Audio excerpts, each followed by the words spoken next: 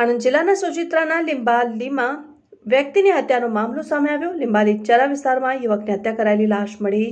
પૂળામાં સળગેલી હાલતમાં વ્યક્તિની લાશ મળી। નજીકના વિસ્તારમાં હત્યા કરી અન્ય જગ્યાએ લાશને સળગાવી દેવામાં આવી હોવાની આશંકા।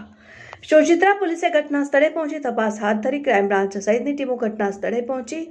લીંબાલી ગામેથી ઋત્વિક બચુભાઈ રાઠોડ હાલ ઉંમર વર્ષ 22 ગુમ છે। સમગ્ર ઘટનાને પગલે ચકચાર મચી।